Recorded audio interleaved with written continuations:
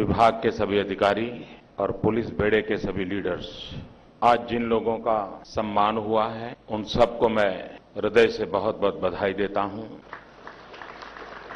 चाणक्य के समय से हम लोग पढ़ते आए हैं कि किसी भी राष्ट्र रक्षा के भीतर जितना सामर्थ्य शस्त्र में होता है उससे ज्यादा सामर्थ्य ये शस्त्र किसके पास है उस पर निर्भर रहता है, और उससे भी आगे शस्त्रधारी भी हो, लेकिन राष्ट्र रक्षा की सफलता की मूल धारा तो गुप्तचर तंत्र के सहारे ही चलती है।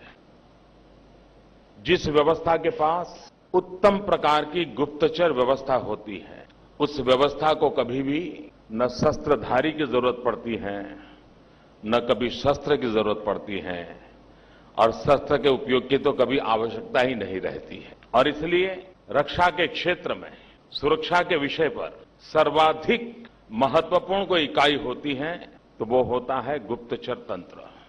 और उस क्षेत्र में सेवा करने वाले उन अधिकारियों का सम्मान करने का मुझे अवसर मिला है। मैं फिर एक बार उनकी इस उत्तम सेवा के लिए हृदय से बहुत बहुत अभिनंदन करता हूं, बधाई देता हूं।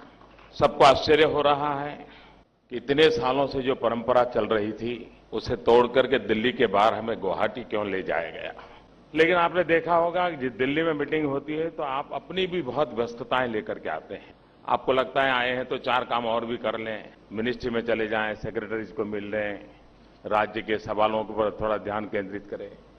दिल्ली के बाहर जाने के कारण आप जब से आए हो तब से पूरी तरह एक दूसरे में घुल मिल गए होंगे। यहां कोई और एक्टिविटी नहीं है, इसलिए पूरा फोकस यहां की एक्टिविटी पर आया होगा। और सबसे ज्यादा लाभ नॉर्थ ईस्ट में यहां के जो लोग हैं उनका इतना उत्साह बढ़ा होगा, यहां के पुलिस बेड़े को इतना उत्साह बढ़ा होगा। तो अपने आप में ये थोड़ा सा ही बदलाव कितने बड़े परिणाम ला सकता है, ये अनुभव आप भी करते होंगे।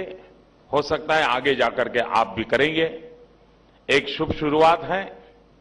आगे भी हम चाहेंगे कि इस प्रकार के इवेंट दिल्ली के बाहर हुआ करें, और राज्यों में जाते जाते कभी दिल्ली की भी बारी आएगी। ऐसा तो नहीं कि दिल्ली में नहीं आएंगे, लेकिन दिल्ली में जब कार्यक्रम होता है तो दिल्ली पुलिस का कोई रोल ही नहीं होता है।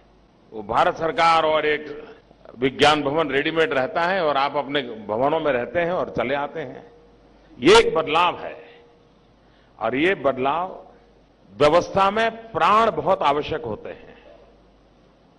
रोबोटिक की व्यवस्थाएं नहीं चलती हैं। व्यवस्थाएं जीवंत होनी चाहिए, व्यवस्थाएं प्राणवान होनी चाहिए।